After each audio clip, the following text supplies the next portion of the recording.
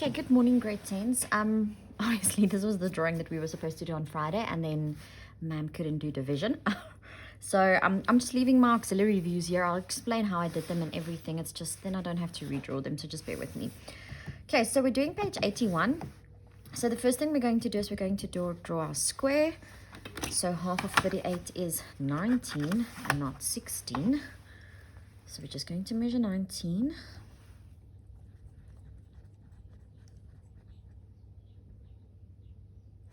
Draw our circle.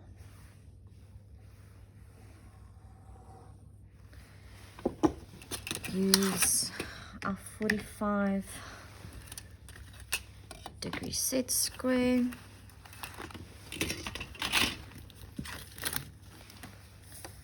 And draw our square around. Sorry guys, I'm just going to move my board because it's just touching that thing that I'm using to record with.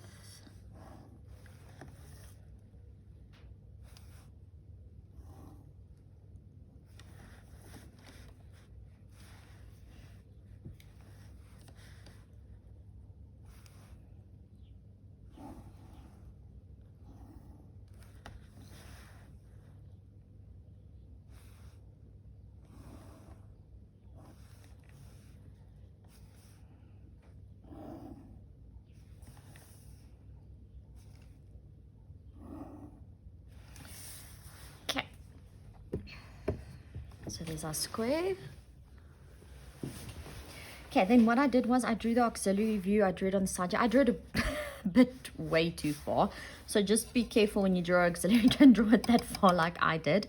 So that there's still space for the development. Luckily, I checked there is still space. Looks like Friday was just not my day. Okay, now we're just going to quickly draw our axis.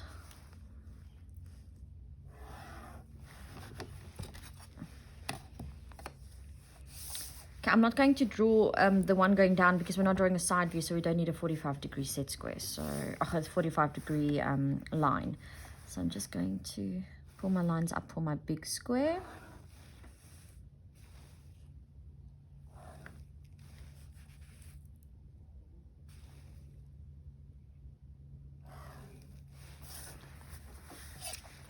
Okay, then I'm just going to draw my base. And then it is supposed to be 72.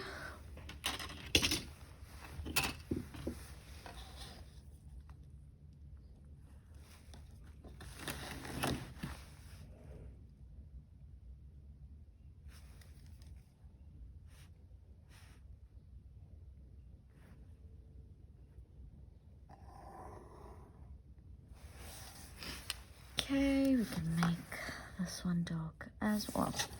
Let's just pull that line through first. Make the middle one dark.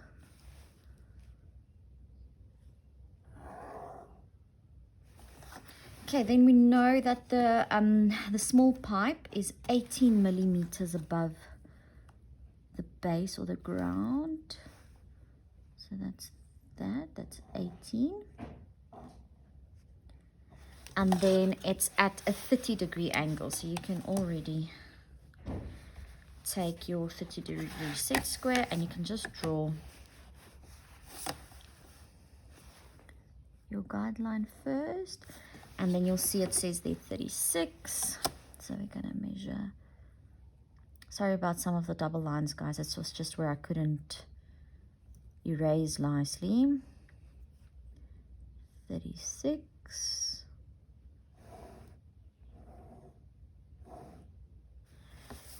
Okay, now like I explained last time is we don't know how big these gaps are supposed to be. We don't know. Okay, so before you can actually draw this auxiliary, you're going to have to draw this one first. And then all I did was, do you guys see I projected those lines up, and then I just measured over there and I saw that it is like 18.5. So then I go back here. Well, what you could have technically done, you can draw this auxiliary, because I mean, if you just pull this line up, you've got the base of your circle. So you just draw it up, you measure your 22, put your needle point on the one side, make your mark, put your 20 thing on the other side, make your mark, draw your circle, and get your lines. Then you don't even have to measure over here. So you could have drawn your auxiliary first as well. That would have actually made life a little bit easier, because now we know exactly. I mean, if we pull that line down, this one. Okay, now we already have that drawing over there. So do you guys see you have to draw the auxiliary either way, but I'll show you now why you have to draw it at the top as well. They don't on the given view, but you'll see now as well why it's so important. So technically, like I just explained, you could have measured these distances and just gone and drawn it in, but I'll show you now why this is so important to have this auxiliary here. Okay, then I'm gonna make this line dark. Ugh, that's not a nice sound. And then I'm just gonna leave the rest light for now, because our curve of interpenetration is going to come here. So I'm just going to make these lines light, and we'll make them dark right at the end. Okay, we can make that little piece dark up until there. There we go. Okay, so I'll show you, this will make dark later because our curve of interpenetration is going to go there. Okay, so now I've pulled through my lines from my auxiliary view. So those of you that obviously I've already drawn my auxiliary view, all I did was I just took the center of the square. I pulled it through. Don't pull yours through so far like I did. Obviously found the center, drew my circle, and did the rest of the hexagon. So just draw yours around here somewhere. Obviously, this part of the given view can't go further than that point, because that's what it is. We're just pulling it down. This is our front view. This is our top view. So we're going to pull it down. We'll number now.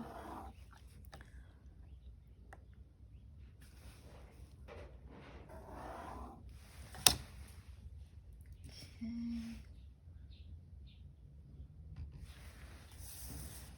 And then obviously we're pulling it through from our auxiliary.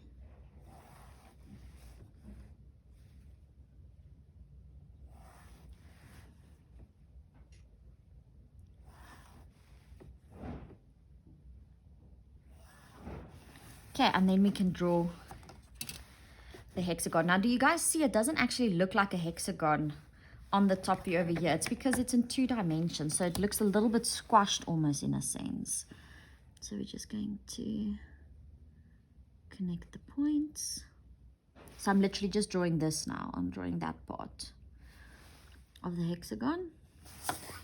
That's not going to work for me.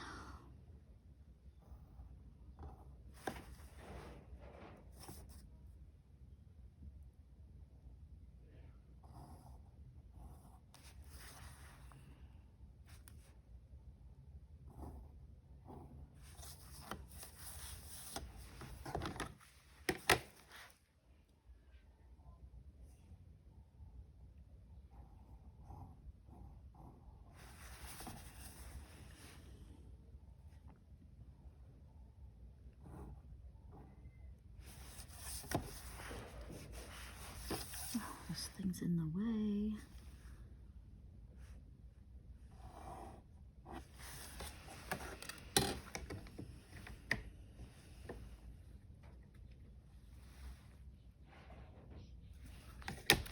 Sorry guys, I made a mistake again because I am so unfocused. I used the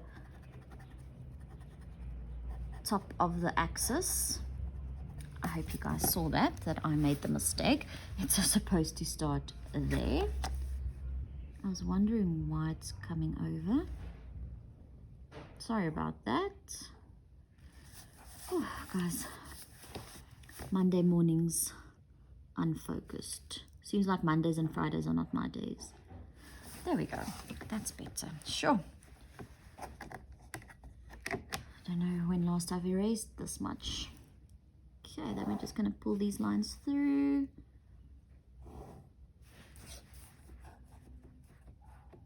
Oh, and this thing also going so smoothly.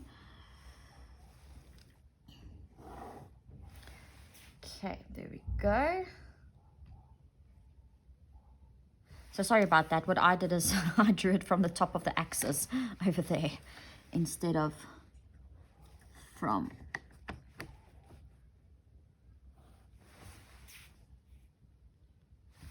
in line with the auxiliary view.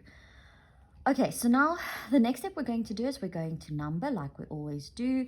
So we're going to start with the square. We're going to number, it doesn't really matter. Let's make it A, B, C, and D, which makes this CC. This will be BD, BD, and this will be A and A. And then we're also going to number our auxiliary view, well, our hexagon. Now, it doesn't matter which one you number first, but the next thing I'm going to show you is very, very, very important. Okay. So let's make that 1, 2, 3, 4, 5, and 6. Okay. Now, this is important. This is our front view. Okay. Do you guys see that you can't just go and number this number 1 because it's not necessarily going to be number 1. You're going to have to follow your numbers down. And do you see this is going to be 1 and 6? I hope you guys see that. Because remember, we're looking from the top. If we're looking from the top, 1 and 6 is sitting at the top. It's sitting at the top. Then 2 and 5 will sit obviously to that side. 2 will sit that side, 5 will sit that side, and then 3 and 4 will sit here again. So it's important that you can't just go a number here. You're going to have to follow your number. So this is going to be 1 and 6. This is going to be 2 and 5. And this is going to be 3 and 4. So if we number over here, it's going to be 1, 2, 3, 4, 5, 6. So do you guys see that we have to make sure that our numbers are perfectly in line or they meet up? So you have to follow 1 and 6, bring it down, 1 and 6. 2 and 5, 2 and 5. And obviously you can't make that 5 now because you don't go 1, 5. You go 1, 2, 3, 4, 5, 6. And then just match it up over here. And you'll see why we do that now. It's very important. Okay, so that's our numbering done. Okay, what we're going to do now is literally what interpenetration and development is all about. And if you understand this, you will understand interpenetration and development. It's really not that bad, so don't stress. It's going to be fine. Remember, this is our top view. So this is what we see if we're looking from the top. If we come and stand here and we look this way, this is the front view that we will see. Okay, so I'm hoping you guys understand that. If we look at this view from the top, we'll see this. If we look at this view from the front, we'll see that. It's still one thing. We're just looking at it from different directions. I hope that makes sense. Okay, so we want to see where the little pipe cuts into the big pipe. So we're going to start with where the little pipe cuts into the big pipe. Let me just connect that one piece. I see I stopped a tiny little bit short. Okay, so we're going to pull every single point where it touches, where the small pipe connects to the big pipe. We're going to pull it up. So we're going to pull up 0.5. Then we're going to do 6 and 4. Then we're going to, well, 1 and 3 should be in line with 6 and 4. Mine's a little bit off, and 2 should be in line with 5. Mine's a little bit off, but it's okay. It's close enough. Okay, now, this is very, very important. So how we're going to work is we're always going to start at the bottom because we're starting at the front, and we're going to move towards the back. So we're going to basically follow from the front to the back. Okay, so we're going to start with point number 5 because 5 is the first point that we will see where it connects. So we're going to follow 5 until it crosses with 5, which is that one over there. Let's just connect it a bit more. I didn't bring it up down enough. And that's going to be 0.5. Okay, now after 0.5, we've got 4 and 6. So we're going to do the same.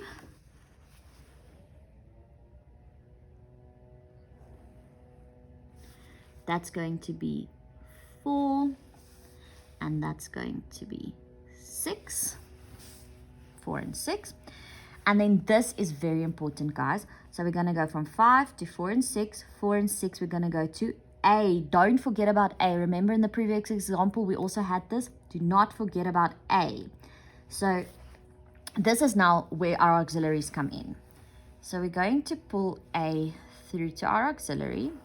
In this case, it cuts exactly in the middle. It's just how it is. But sometimes it does it depending on how this thing is rotated. So we'll see A cuts in between 1 and 6 and 3 and 4. So we're going to take our compass. We're going to put our needle point on 1. We're going to measure to where A cuts.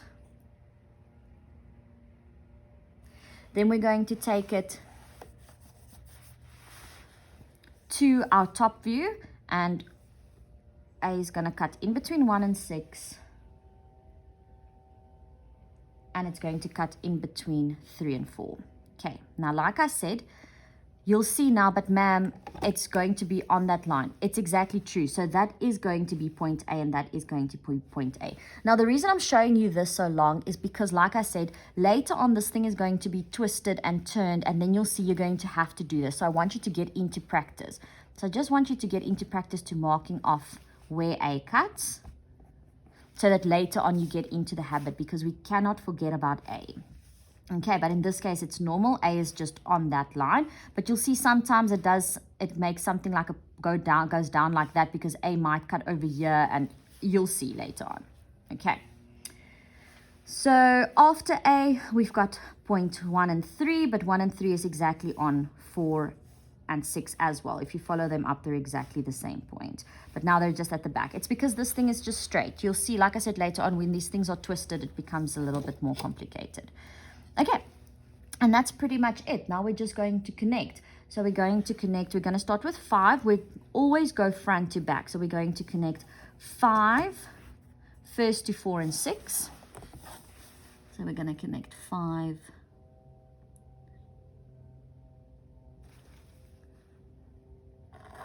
to 4 and 6.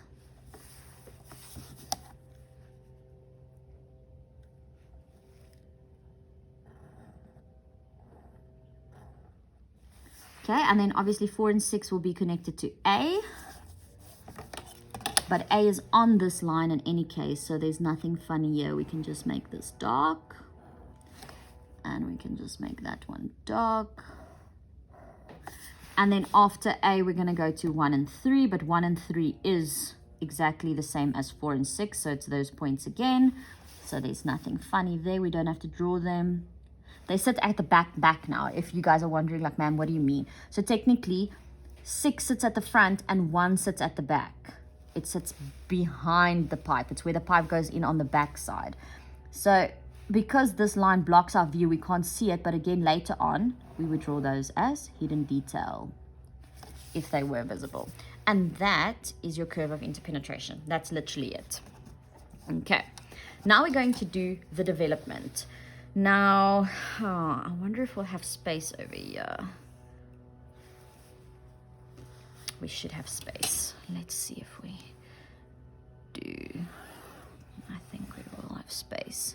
Okay, remember someone asked in the other class the other day, why is it sometimes at the top or at the side, the holes? It's not at the top or at the side. The holes are always at the side. It's just if we're positioning it this way or this way, depending on space. It literally has everything to do with space, nothing else. Okay, now we're developing the big square. So we're just going to measure the sides of the big square. And we're going to measure it 4 times. I'm going to just go as close to my auxiliary as possible because I don't know if we're going to fit.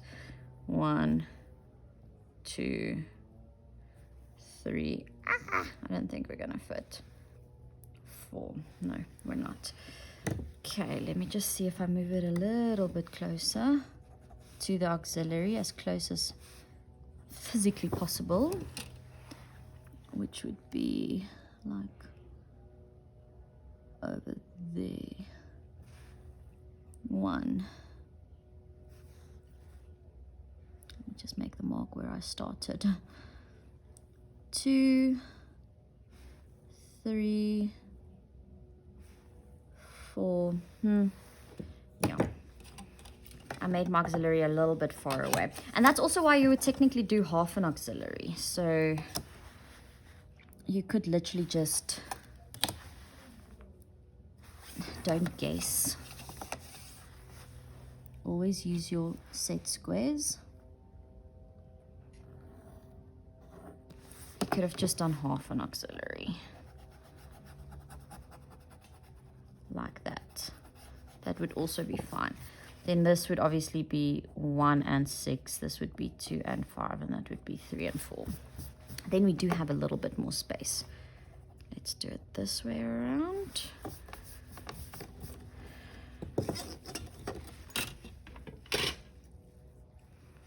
Gonna start over there.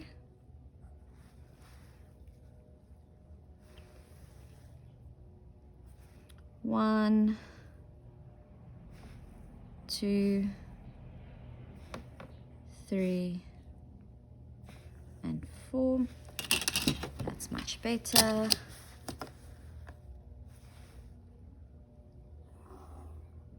Okay, I made that a little bit dark. Remember, don't make these side ones dark because that's where the hole's going to be. Then your fold lines are going to be B-type lines.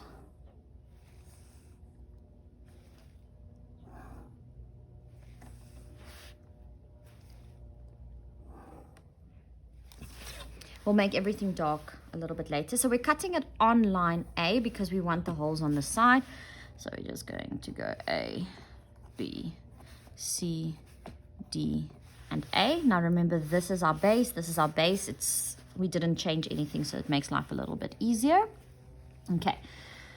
Now we are going to start with where all the parts of the little pipe basically cuts. So the first part we have, if we go and look here, we'll see in between line A, B, we've got 0.5 and 4 and 6 cutting. Do you guys see that? So we're going to put our needle point on A. We're going to measure to 4 and 6. We're going to put our needle point on A, and we're going to mark off 4 and 6. Now it will also be the same for 1 and 3 between D and A. So we can do the same over here. Make that 1 and 3, which is this point over there. Then we're going to put our needle point on A and measure to 0.5. Going to put our needle point on A and mark off 5, and on the other side we'll mark off 2. On the other side we'll mark off 2. Okay, now we're going to just pull these lines up.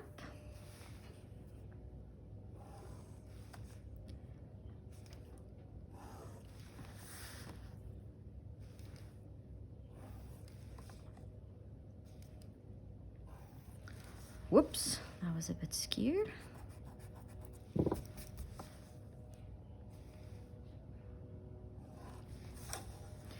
Okay, now guys, the next thing is very important. Because we're basically just projecting it from the side, it wasn't here on upside down because we didn't have space, it actually makes life a lot easier.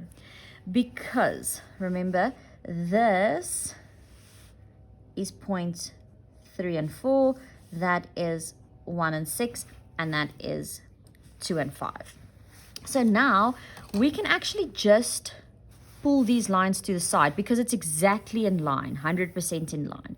If it wasn't 100% in line, or if it was on the side here, like we sometimes do it because of space, it's just because of space, guys, we would have had to put the needle point on the base.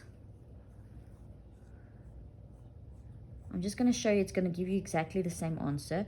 Measure to 3 and 4, needle point on the base, mark off 4, and mark off 3. Or, in this case, we're lucky, we could have just, it's a little bit low.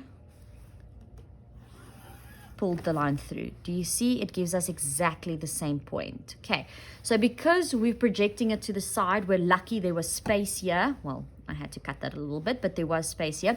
We can just project it to the side. We don't have to measure actually, which makes life a little bit easier.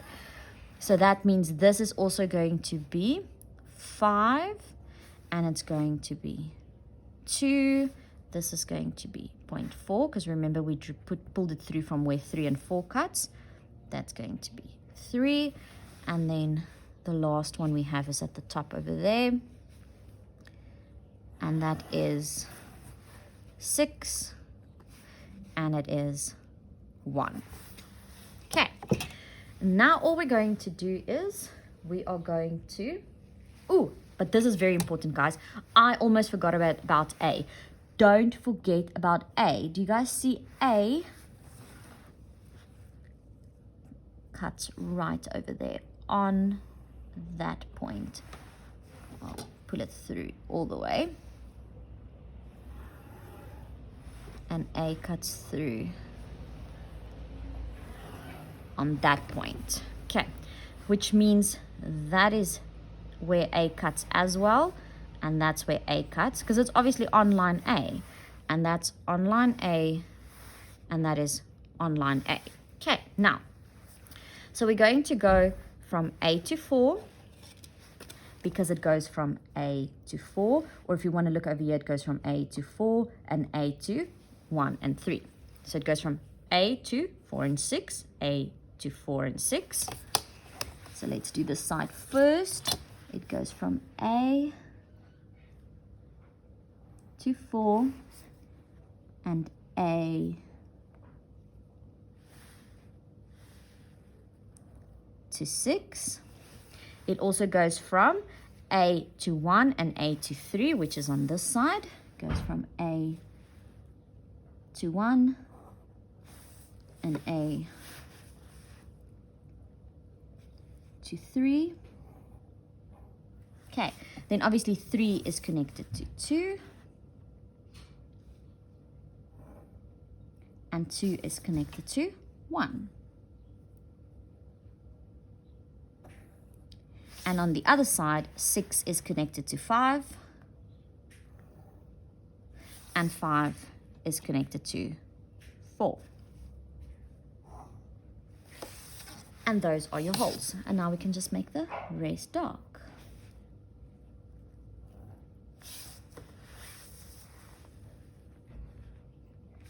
Guys, this might take a little bit of time before you finally understand it exactly. Now remember what I said, I made this line too dark. There should not be a line there because it is a hole. There we go. Make this part dark. And we can make our base dark. Okay. And that's the development of the big pipe. So here, if we had to take this small pipe out, this is the hole it would leave. Looks quite cool. Okay, then the last one we have to do is we just have to develop the little pipe. So I'm going to do it here at the bottom. You'll see sometimes they'll ask you just to develop one. They won't necessarily ask you to develop both. So let's just measure one side of the hexagon. Now remember, a hexagon has 6 sides. So it's going to be 1, 2, 3, 4, 5, and 6.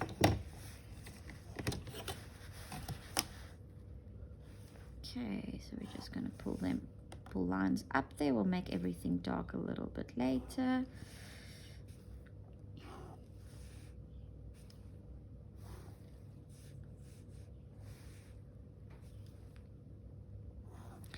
Okay, so someone asked the other day, where would you cut this one open? On which point? You'll see with the memo, they usually cut it open on this line over here. So we can say, let's say it's 0.1. So we're going to say 1, 2, 3, 4, 5, 6, and 1. It's 1 or 6. It doesn't really matter. Okay. Now, how high from the base is 0.1. So we have to measure that now, right? So we're going to measure from 1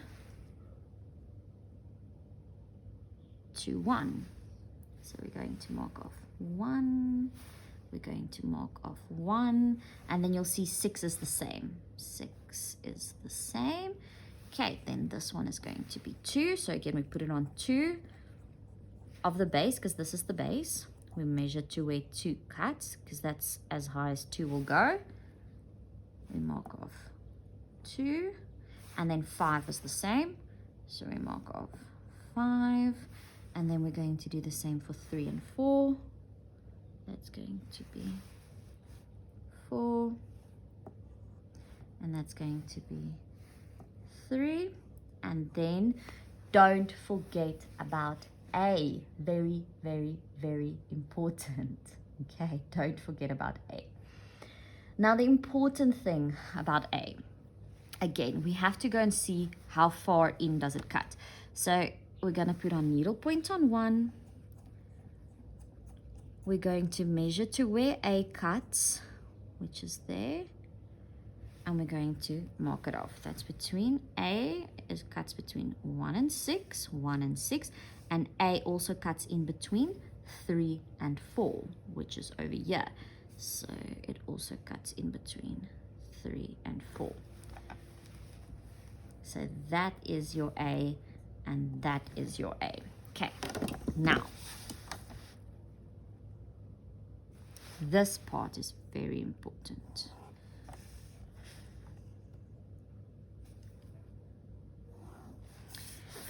Do you guys see that from where A cuts in between 1 and 6, the distance, to where it cuts in between 3 and 4, the distance is different? Do you guys see that? 1 and 6 is a lot shorter than 3 and 4. So we're going to have to mark that off. So we're going to measure from where it cuts in between 1 and 6 to A and mark it off between 1 and 6. Then we're going to measure from where it cuts in between 3 and 4. And we're going to mark it off where it cuts in between 3 and 4. And then we can just connect. So we're going to go from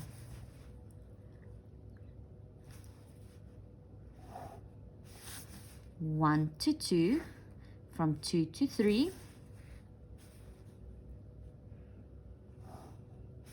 from 3 to A,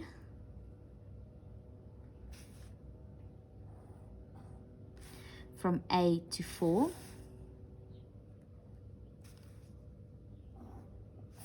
from 4 to 5,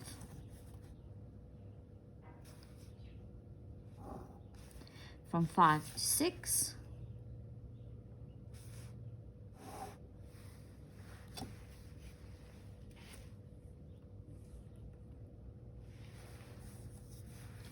from 6 to A, and from A to 1. A to 1.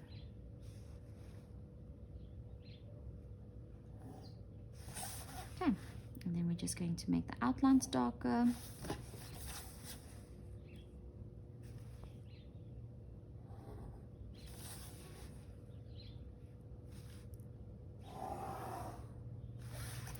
And that's the development of your little fly. And that's it, guys. That is a little bit more of what interpenetration and development will look like. And I want you to please complete page 81 for tomorrow. Please let me know if you have any questions.